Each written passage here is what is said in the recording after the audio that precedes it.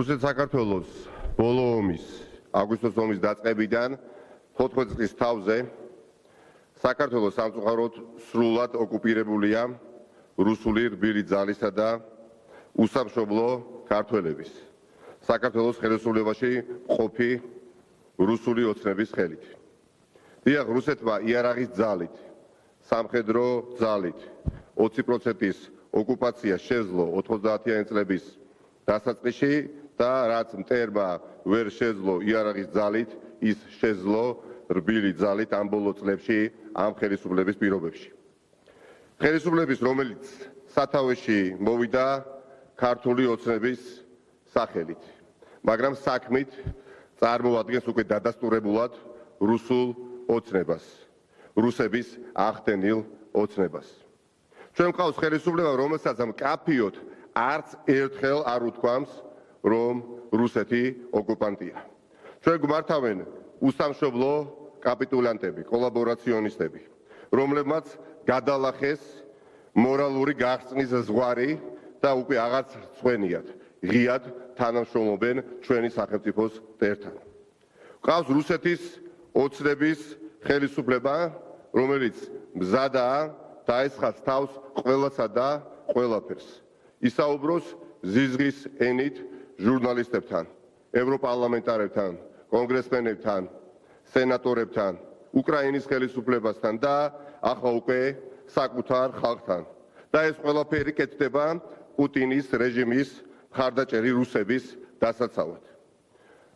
რუსეთის ოცნების პარტმუშაკები ერთ ხმაში საუბრობენ ქსენოფობიაზე და შოვინიზმზე.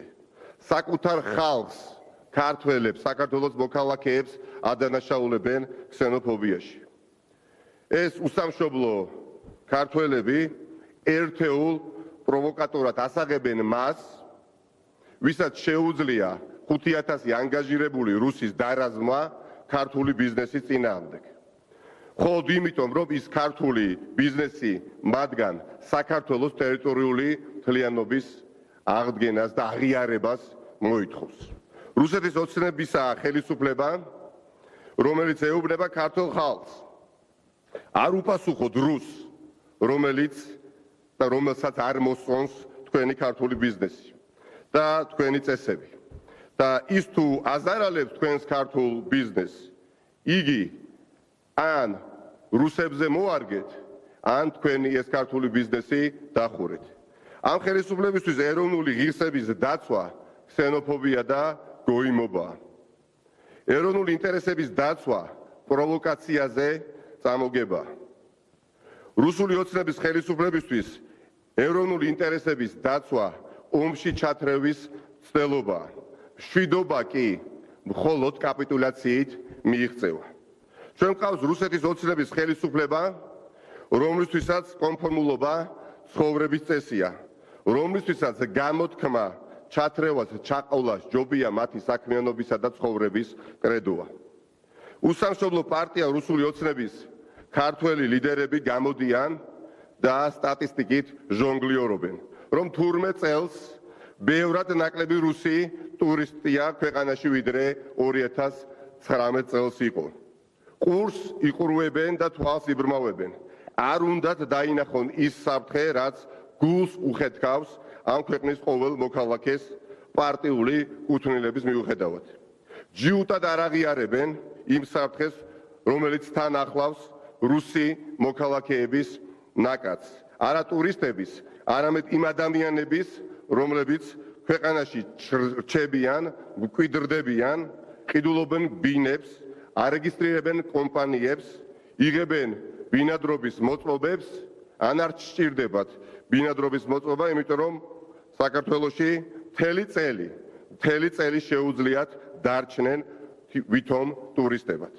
რუსეთის მოქალაქეებს ასეთი პირობები არსად არ აქვთ, არც სომხეთში, არც აზერბაიჯანში და არც ოკუპირებულ ცხინვალშიც კი.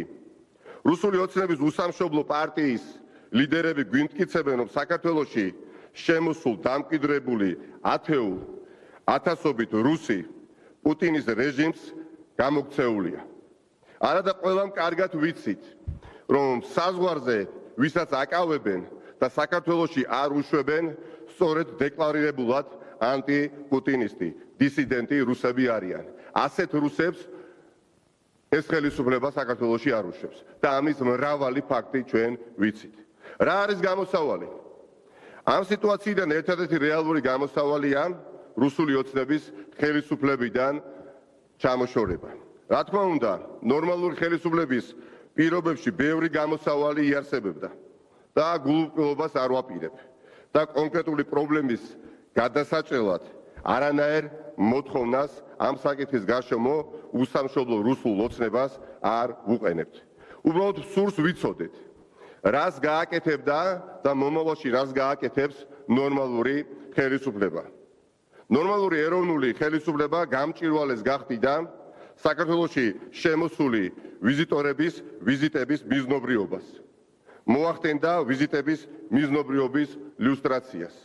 შეზღუდავდა რუს მოქალაქეებზე ბინების გაყიდვას, ბიზნესის რეგისტრაციას და ბინადრობის მოწმობის გაცემას, თუ ისინი არ აღიარებდნენ საქართველოს ტერიტორიულ მთლიანობას, საზღვრებს და იმას, რომ რუსეთი ოკუპანტია და ოკუპირებული აქვს საქართველოს ტერიტორიის 20%. სწორედ ეს იქნებოდა მტკიცებულება იმისა, რომ საქართველოში საცხოვრებლად გადმოსული რუსეთის მოქალაქე აღიარებს საქართველოს სუვერენიტეტს და არ უქმნის მას საფრთხეს. ნორმალური ეროვნული ხელისუფლება ასევე შეზღუდავდა ტურისტული ვიზიტის ხანგრძლივობას 1 თვემდე. და ბოლოს, უსამშობლო რუსული ოცნების გასაგონად მინდა ვთქვა. ნუ მანიპულირებთ ქართული ღირებულებებით. ყველა პატივს ვცემთ სტუმარ მასპინძლობის ძირძველ ქართულ ტრადიციას, თუმცა თუ სტუმარი რჩება ჩვენს ოჯახში წლების განმავლობაში, უნდა მიიღოს და იცხოვროს ჩვენი წესებით. ისწავლოს ქართული ენა, აღიაროს ქვეყნის საზღვრები. ამაზე დგას ქართული იდენტობა, ეროვნული ღირსების შენარჩუნებასა და დაცვაზე დგას ქართული იდენტობა, რაც თითოეული ჩვენგანის ვალია. დიდი მადლობა.